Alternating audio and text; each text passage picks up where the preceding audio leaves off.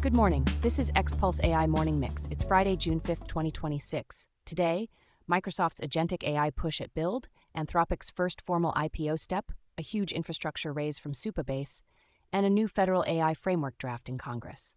Orion's here. Ready to roll? Always, let's do it. CNET reported on June 4th that Microsoft laid out a bigger agentic AI strategy at Build, including something called Project Solara. What did they actually announce? Nadella pitched agents as the next platform layer, deeper Windows AI integration, Copilot updates, and Project Solara described as an agentic AI device. They also emphasized coordinated hardware plans with partners like Nvidia and Qualcomm, aiming for agents that run across cloud and edge, not just in a browser tab. Project Solara sounds ominously sunny. How should we interpret agentic device without the hype? Think purpose-built endpoint for workflows, secure identity, local inference where it matters, tight integration with enterprise policy, and predictable performance. Microsoft's trying to make agents feel like a normal IT deployment, manageable, auditable, and everywhere Windows already is. Yahoo Finance reported on June 4th that Anthropic confidentially filed a draft S-1 with the U.S. Securities and Exchange Commission. Big deal. What does confidentially filed mean in practice? It's the first formal step toward an IPO, but behind closed doors.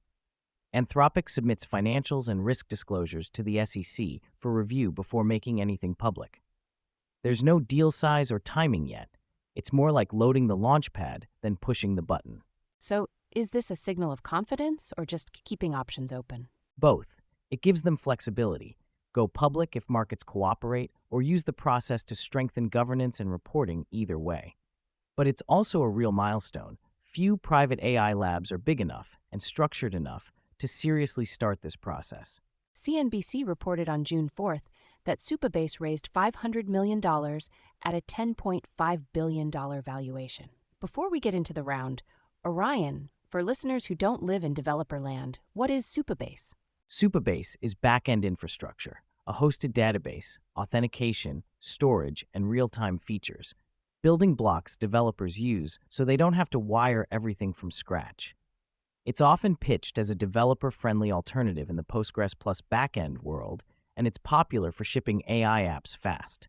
Okay, so why is this raise such a headline for AI? Because agentic and AI-first apps multiply backend needs, data, permissions, logs, workflows, and reliability. $500 million says investors want the picks and shovels layer that makes AI apps boringly deployable. Also, $10.5 billion is a very loud vote of confidence. My spreadsheet just felt underdressed.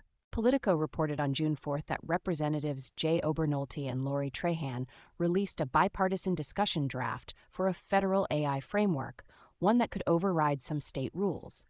What's in it? Two big ideas: preempt certain state laws governing advanced models, and require safety testing requirements for developers at the federal level. It's a discussion draft, so it's explicitly seeking comments, but it's already drawing pushback from safety advocates and states that want stronger local protections.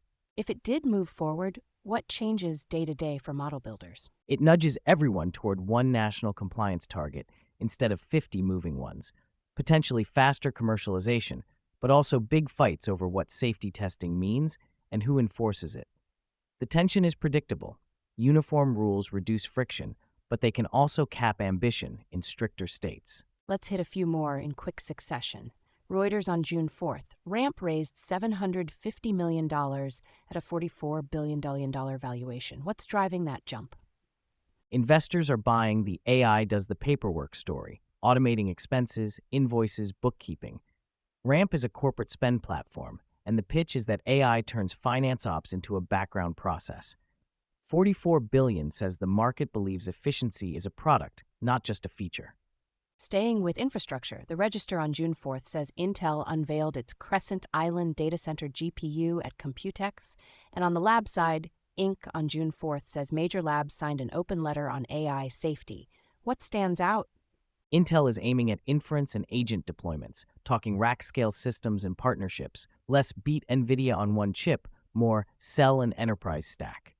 On safety, it's notable to see competitors align publicly. OpenAI, Anthropic, Meta, and reportedly Google DeepMind and Microsoft after concerns about dangerous bio-related outputs.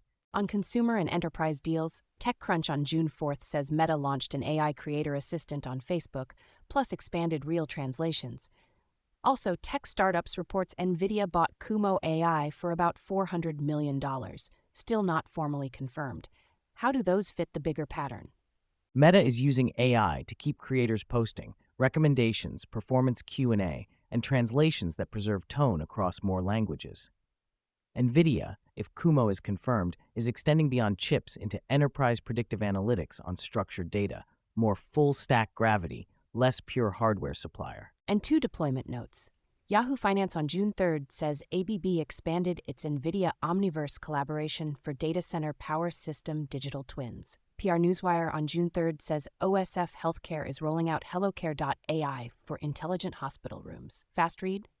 ABB plus Omniverse is about de-risking data center builds. Simulate power and infrastructure before you pour concrete, because megawatts are the new bottleneck. OSF and hellocare is the other end. AI operationalizing in hospitals, virtual care, room intelligence, and workflows that have to work on Tuesday night, not just in demos. That's Xpulse AI Morning Mix from Xpulse for Friday, June 5th, 2026. Share it with someone who'd find it useful. See you next time.